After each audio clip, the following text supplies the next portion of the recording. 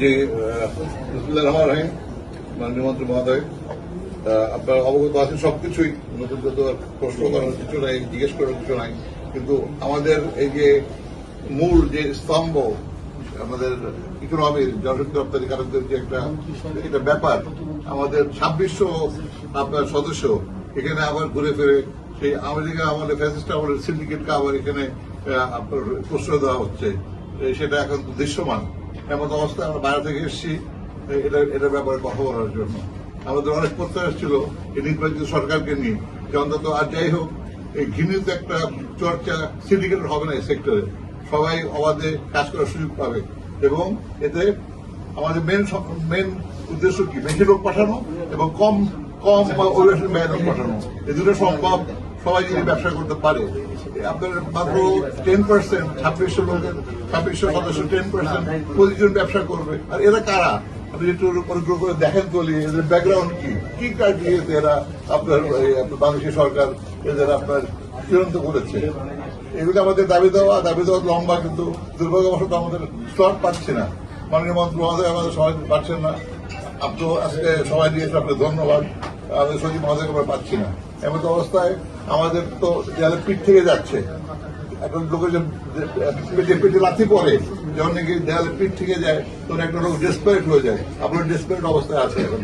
তো এমন অবস্থায় আমাদের ফখরুল সাহেব ডিটেলসে বলেন। আসলে আমরা তো বারবারই আসছি এবং আপনাদেরকে চিঠিও দিয়েছি, আমরা মাননীয় প্রধানমন্ত্রীকেও চিঠি দিয়েছিলাম। এখন আমাদের যে বিষয়টা, আমরা সিন্ডিকেট মুক্ত হবে, শ্রমবাজারটাও মুক্ত হবে, এটা আমরা চাই এবং আমরা শ্রমবাজার উন্মুক্ত হওয়ার বিরুদ্ধে না, বরং পক্ষে।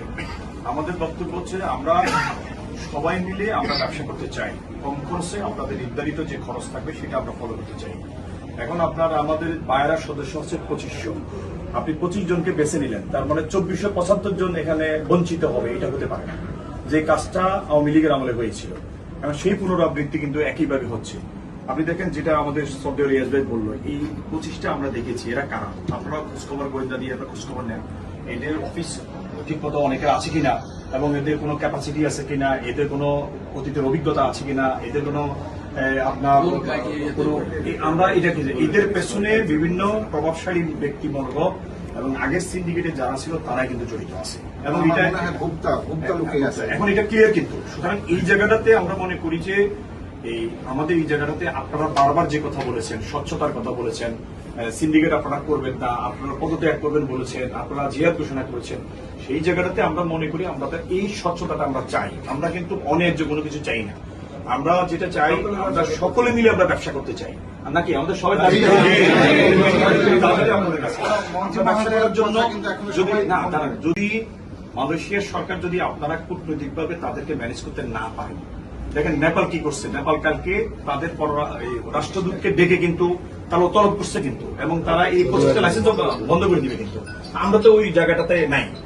এখন আমি আরেকটা মিনিট শেষ করি। আমাদের যে বিষয়টা আমরা যেটা বলতে চাই এখন হচ্ছে যে আপনারা যদি মালয়েশিয়ান সরকার যদি চূড়ান্তভাবে এই জায়গাটাতে এসে যদি তারা সিন্ডিকেটই করতে চায়, আসলে মালয়েশিয়ান সরকার চায় না, কিছু ব্যক্তিবর্গ চায়, সেই জায়গাটাতে আপনাদের কাছে কিন্তু অনেক মেকানিজম আছে।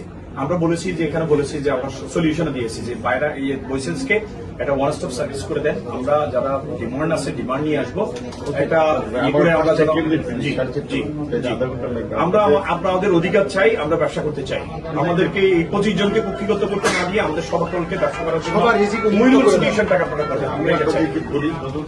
আমরা মালয়েশিয়ান সরকারের কোনো অফিসিয়াল বিবৃতি না, ডব্লিউসিএমএস যেটার মাধ্যমে তারা ফরেন ম্যানেজ নিয়ে থাকে, তাদের একটা বিবৃতি কিন্তু দেখছি যে আমরা 25টা, বাংলাদেশের 25টা সহ একই সাথে বাংলাদেশ, নেপাল, শ্রীলঙ্কা, মিয়ানমার, পাকিস্তান রাষ্ট্র দেশের জন্য এরকম কিছু লাইসেন্সের তালিকা প্রকাশ করছে।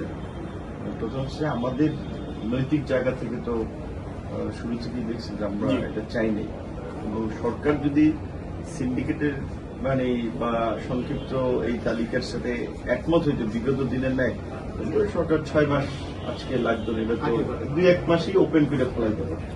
তাদের সমস্যা ছিল ওদের এই কন্ডিশন মেনে নিল। আমাদের জায়গাতে তো সর্বোচ্চ প্রচেষ্টাটা ছিল, এমনকি আমরা কিন্তু প্রক্রিয়া মানে ফলো করছি। ইন্টারিম গভর্নমেন্টের সময় একটা তালিকা পাঠানো হয়েছে, যে কোনো ক্রাইটেরিয়াই হোক পাঠানো হয়েছে। আমরা কিন্তু বারবার বলছি যে অন্তত ওই 423 যেটা পাঠানো হয়েছে ওইটাকে তোমরা স্ট্যান্ডার্ড ধরে সুযোগ দাও। তার মধ্যে আওয়ামী লীগের বিতর্কিত ভূমিকা বা বিগত সরকারের সাথে নানা ধরনের আপনার বিতর্কিত কর্মকাণ্ড, ওখানে বিগত দিনে মনোপলি করার কারণে প্রায় 100 জনের মতো লাইসেন্স বাতিল হয়েছে।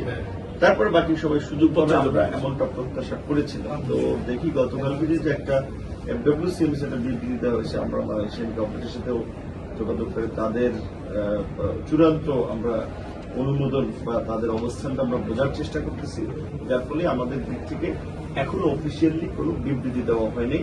আমরা সংবাদ সম্মেলনের মাধ্যমেও আপনাদের সাথে বসে এর একটা বিস্তারিত বলবো। এখন কাজটা হওয়ার আগে বলা যায় না। আমরা শুরু থেকে এখনো আমরা প্রচেষ্টা চালাচ্ছি যে এখানে অন্তত আমাদের সর্বাধিক সংখ্যক এই রিক্রুটিং এজেন্সিদের সুযোগ দেওয়া এবং বিশেষ করে ওদের কথা মতো যে আমাদের যে একটা তো ক্রাইটেরিয়া ফুলফিল করতে অ্যাটলিস্ট গত বছর যেগুলো করা ছিল সব তারা অ্যাকসেপ্ট করছে, সেই প্রচেষ্টাটা চালানো হচ্ছে।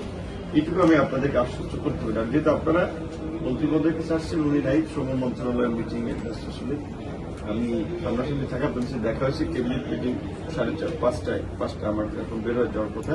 মনে করেন আমি একটু বসলাম আপনাদের সম্মান, যে আমার জায়গা থেকে আপনাদের এই ব্যবস্থার মধ্যে আমার সম্মান আছে, সমর্থন আছে, দেখে আমাদের জায়গা থেকে আমরা তালিকার বাইরেও কাজটা করতে পারে, সেটা একটা বিষয়। তালিকার বাইরেও একটা বক্তব্য আছে, এই তালিকার বাইরে তালিকার বাইরে